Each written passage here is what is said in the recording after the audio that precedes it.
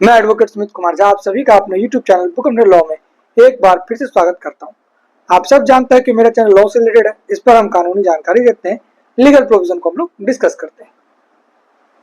BNS, BNSS, भारतीय साक्ष्य अधिनियम और सुप्रीम कोर्ट का जजमेंट, हाई कोर्ट का जजमेंट या लीगल न्यूज, जो भी लीगल से रिलेटेड टॉपिक होता है उसको यहाँ हम डिस्कस करते हैं। आज का हमारा टॉपिक है एंटीसीडेंट के बारे में। सुप्रीम कोर्ट ने बार बार इसकी चर्चा की है। ये महत्वपूर्ण इसीलिए है कि इसमें बार बार सुप्रीम कोर्ट का इन्वॉल्वमेंट देखा जा रहा है और जो वेरियस हाई कोर्ट है वो भी इस एंटीसीडेंट की बातों पर जोर देता है।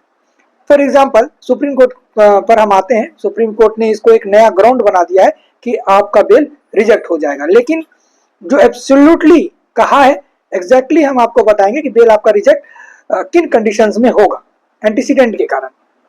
तो आइए सबसे पहले समझते हैं एंटीसीडेंट के बारे में।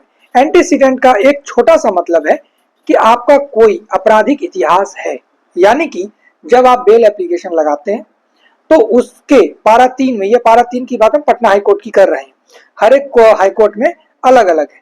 तो जब पटना हाई कोर्ट में आप बेल फाइल करते हैं या सुप्रीम कोर्ट में बेल फाइल करते हैं तो सुप्रीम कोर्ट में कोई पारा निर्धारित है नहीं, तो जो प्रैक्टिस करते हैं उनको पता होगा किन पारा में लिखा जाता है।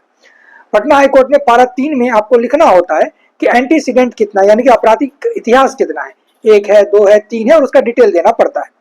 अब इसके आधार पर बेल रिजेक्ट होता है? बिल्कुल नहीं होता है, सिर्फ क्योंकि सुप्रीम कोर्ट का ही एक जजमेंट है, उसको हम पहले चर्चा कर चुके हैं कि मेयरली और एंटीसीडेंट आपराधिक इतिहास के कारण सिर्फ एक ध्यान में रख करके कि आपराधिक इतिहास इसीलिए बेल रिजेक्ट कर दिया जाएगा, तो ये बेल रिजेक्ट का एक ग्राउंड नहीं है। लेकिन रिसेंटली अभी सुप्रीम कोर्ट ने मुनेस वर्सेस स्टेट ऑफ यूपी 2025 में कहा है कि एंटीसीडेंट तो ठीक है, एंटीसीडेंट तो ग्राउंड नहीं है, लेकिन अगर आप एंटीसीडेंट को छुपा लेते हैं, यानी कि आप पर कोई आपराधिक इतिहास 2 है, आपने 1 डाला या 1 भी नहीं डाला, आपने लिख दिया पिटिशनर है क्लीन एंटीसीडेंट कि इस पर कोई आपराधिक इतिहास इनका जो है नहीं है, तो ये एक सोल ग्राउंड है, अकेला ही एक ऐसा ग्राउंड हो जाएगा, चाहे बाकी सपोर्ट क्यों ना कर रहा हो आपके बेल को।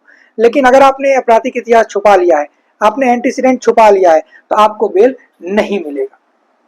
ये एक ग्राउंड आ गया नया, और ये हाई कोर्ट्स में पहले भी चल रहा था कि अगर आप एंटीसीडेंट छुपाते थे तो उसको मॉडिफाई में बार बार आना पड़ता था, या अगर जज साहब को गुस्सा आ गया और उनको लगा कि इंटेंशनली छुपाया गया है तो फिर वो आपको बेल नहीं देते थे, वहीं से रिजेक्ट कर देते थे।